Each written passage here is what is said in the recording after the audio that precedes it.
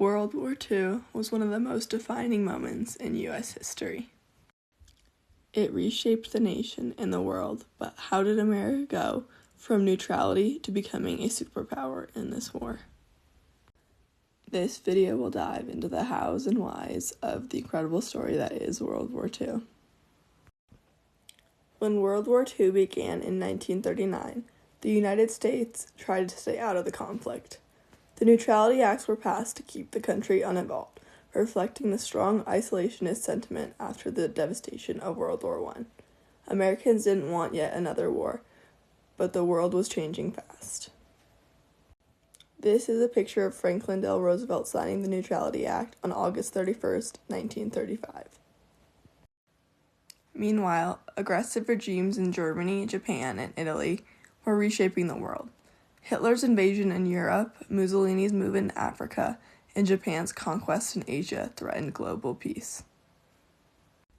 Everything changed on December 7, 1941, when Japan attacked Pearl Harbor, Hawaii.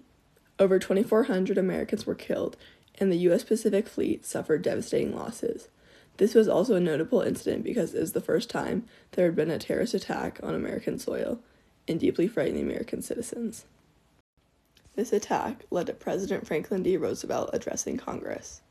In this address, he called this attack a day which will live in infamy.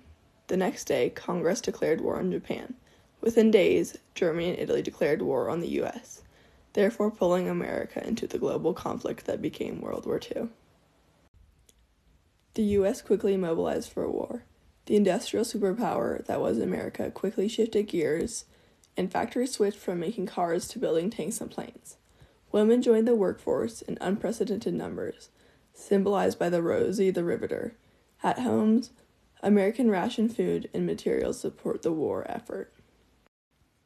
Millions of men joined the armed forces, training for battles across Europe and the Pacific. The scale of the mobilization was like nothing the country had ever seen before. As the U.S. was mobilizing for war, a different story was unfolding in Europe. Adolf Hitler, the leader of Nazi Germany, was rising to power. He promised to restore Germany's honor and create a 1,000-year Reich. Hitler's regime was built on anti-Semitic propaganda, leading to the persecution of Jews, Romanian people, homosexuals, and others deemed undesirable.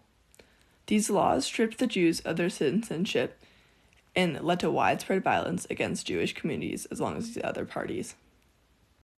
The worst was yet to come. Concentration camps were established to detain and exterminate millions of people. Millions of Jews, Romanian people, and others were sent to these camps, where they were subjected to forced labor, starvation, and brutal treatment. The liberation of these camps by Allied forces in 1945 revealed the unimaginable horrors that had taken place. The atrocities committed by Hitler's regime are a sobering reminder of the dangers of hatred, prejudice, and authoritarianism. As we reflect on World War II, we must also remember the victims of the Holocaust and other genocides. In the battles in Europe, U.S. troops played a critical role. The D-Day invasion of Normandy in June 1944 marked a turning point in the war. By May 1945, Germany surrendered, bringing victory in Europe.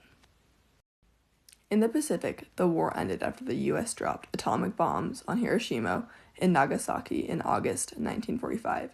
Japan surrendered shortly after, ending World War II. World War II reshaped the United States into a global superpower. It brought an end to the Great Depression, united Americans like never before, and laid the groundwork for modern civil rights movements as women and minorities contributed to the war effort.